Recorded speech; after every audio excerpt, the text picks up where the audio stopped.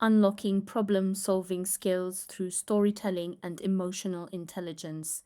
Hi everyone, welcome. I'm so glad you're here. Welcome to the Elara Uno and Praxis channel, part of Change Academy with Dr. Elena Koruba. In this video, you will be able to solve a six-figure salary negotiation in 5 minutes using a story. Let me take you on a journey, one that illustrates how storytelling is not just beautiful words on a page, but your gateway to solve your problems in life and in business. Yes, you. Because every time you read a story, a poem or a novel, you're not just reading, you're feeling, connecting, and growing. In this video, you will discover how you can use characters' experiences to understand your own emotions. Why fiction provides a deeper empathy for people different from you. How reading trains you to read between the lines in real life. How stories teach you to manage emotions, not suppress them. How literature constantly mirrors your world and helps you respond with wisdom. Why it works. Stories activate dopamine and oxytocin release in our brains, enhancing attention, memory encoding, and trust qualities essential for decision making that AI alone cannot generate. So, grab a coffee or tea and let's explore how literature can be your best teacher, not just in school, but in life. Let's dive in. My name is Dr. Elena Koruba. I'm going to explore with you the concept of applied literature, starting by defining it, examining its current relevance, and looking at practical examples. In the prehistory, Homo sapiens distinguished themselves from the three other human species by creating stories to explain phenomena. That has established the first layer of thinking. Today, in universities, storytelling per se died, and its relevance in a business and functional world withered, and with it, our emotional maturity is compromised. So while EQ and AI developed mesmerizingly, EQ or emotional intelligence declined, causing frustrations, bullying, psychopathic and narcissistic behaviors with infinite social and psychological damages.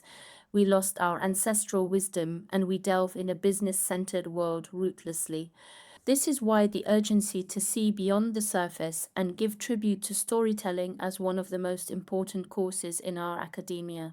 I think this is due to prior gap in learning humanities. In literature, as in we applied linguistics, we seek the utmost creative use of language, bridging applied human sciences like psychology and sociology.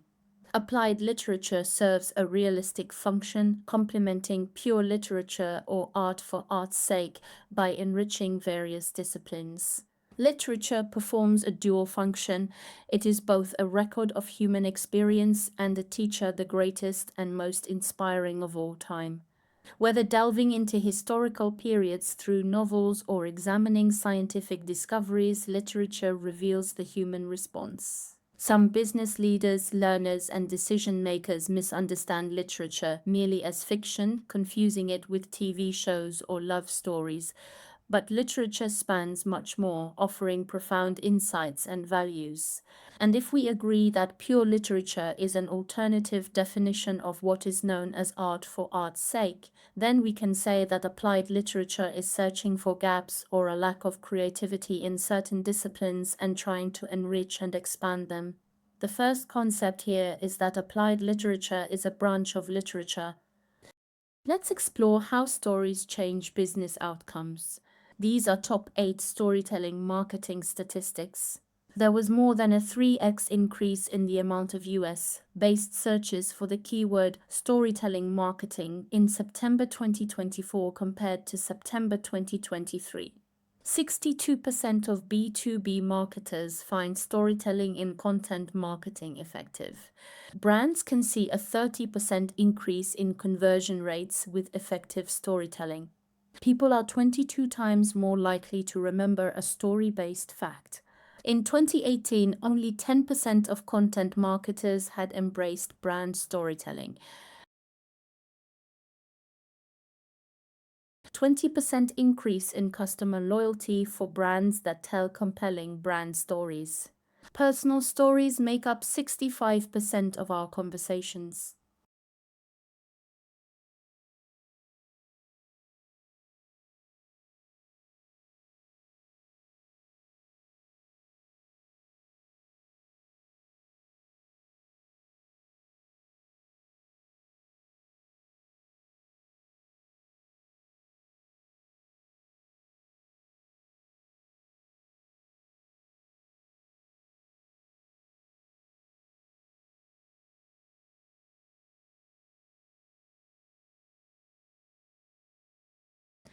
This is the same process when we speak of applied human sciences such as applied psychology, applied sociology, applied historiography or history, applied journalism, applied painting, music. We apply the field, its doctrine, and its epistemology to another field or text, creating an interdisciplinary approach that goes beyond the confines of specializing in one jargon and purposes. Take SP or English for specific purposes as a very simple example. In this field, learners are not going to learn English or any target language to manage general communication, but to delve in the language or jargon of law, medicine.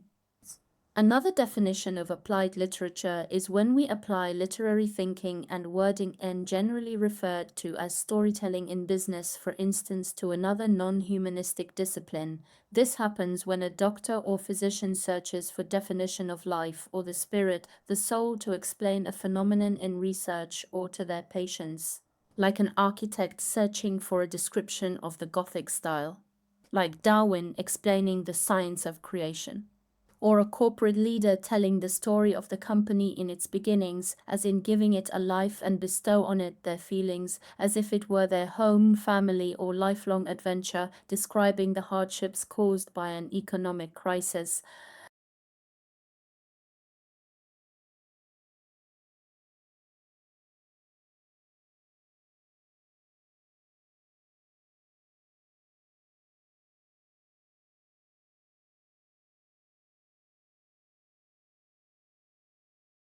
Would we know how men and women lived in this or that period of history? We delve into their stories. Would we know what discoveries, what inventions they made, what mastery over nature they achieved, what methods of trade and communication they established, what political, religious, and philosophical systems they built up? Let's explore how stories change business outcomes. Stories of inventions, discoveries, history, etc. We just go to literature to explore the human response to historical periods like world wars. For instance, Farewell to Arms by Hemingway to an invention, it's a response to a trend like women's fight for emancipation feminism in Virginia Woolf in Simon Dare, the discovery of the steam engine, for example, and the Industrial Revolution and its effect in the Victorian age on the Victorian novel. The second definition is the second function of literature does not yield too readily. So readily to description, it's infinitely more subtle, intangible. So literature speaks not only to the intellect, but also to the feelings. It's a thing of beauty and a thing of intellect. It makes us yield ourselves to it completely. Whether it teaches, whether it draws a moral, whether it points a lesson, whether it preserves a record. In fact, whatever the intellectual process, not the aesthetic one, beauty or aesthetics communicates to our perception of the sublime. Experiencing the sublime is standing before something so vast or magnificent that it inspires awe, blends fear and wonder, and makes you feel both humbled and profoundly alive. We can respond to beauty only through feeling that just serves to awaken our emotions, to stir our feelings, to delight us, to inspire us. So books on the theory of aestheticism are numerous, and for sure we cannot thoroughly cover the idea in my present slide. So consider literature only in its beauty, but also for its realistic vein. This is what applied literature is about. So which one of these two definitions tunes with the concept of art for art's sake? So what's art for art's sake? In the Encyclopedia Britannica, I found this definition that can be easily understood by our students. Art for art's sake slogan translated from the French la, which was coined in the early 19th century by the French philosopher. The French expresses the belief held by many writers and artists, especially those associated with aestheticism, that art needs no justification, that it needs serve, no political, didactic, or other end. So we have here a picture of Oscar Wilde. It's a picture of Dorian Gray, but let us recall this is one of the champions who sees that art should develop only under the guiding principle of art for art's sake or aesthetic isolation. If you're loving these insights, don't forget to smash that like button and subscribe to the Know and Praxis channel. Next minutes, you will have a story template that you can use today to get what you want. Oscar Wilde in The Picture of Dorian Gray. These pictures are pure beauty. They are literature for literature's sake, art's sake. In contemplating these portraits, we drive into the real of beauty, of words, of embellishment, of words, of youth, of colors, moments. We don't see beyond them.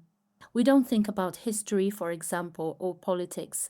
So we have different examples of how applied literature improves other fields of research or studies.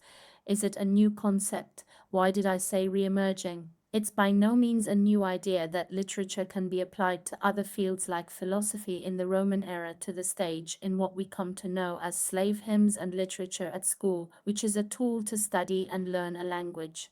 However, there are also new forms of applied literature in our syllabus. We find myth studies, we find journalism and politics.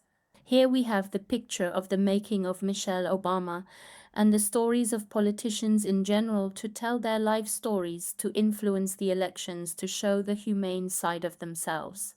And in business, I set some examples about storytelling and how storytelling strengthens a brand. And here we have an example of how storytelling can make the difference by Neil Perkin, the complete guide to storytelling for marketeers. Storytelling has always been an important aspect of marketing. Authenticity is key. Human stories have always been central to great storytelling and the human touches, still important for content creators. Brands need to do more than pay lip service to authenticity. Simple frameworks and good preparation and execution can ensure that content and stories are authentic to brand values, tone, and territory. It can also generate trust and relatability for brands and ensure that messages are communicated in subtle yet powerful ways. These are some examples of how a manager, an executive can tell a story of how it's the venture of starting a brand or a company making this story an authentic voice to a family.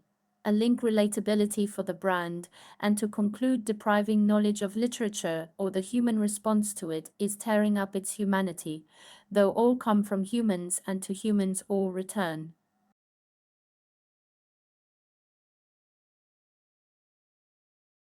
Use this 5-part framework, adaptable for YouTube, LinkedIn Live presentations, or emails. 1. Once upon a time. Setup. Introduce protagonist, you or your audience, and context. 2. Every day. Pain point. Show the recurring problem or status quo frustration. 3. Until one day. Catalyst. Present the discovery or strategy you used, your story hack.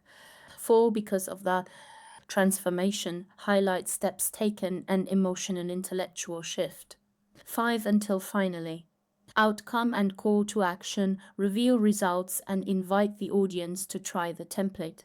This mirrors Pixar's proven pitch format, which leads to 3 higher engagement when used in marketing contexts. Real-world example. Once upon a time, the NGO's finance team missed grant deadlines and lost funding. Every day, morale dipped as spreadsheets piled up and stakeholders grew impatient. Until one day, the CFO applied the 5-part story template in a donor pitch.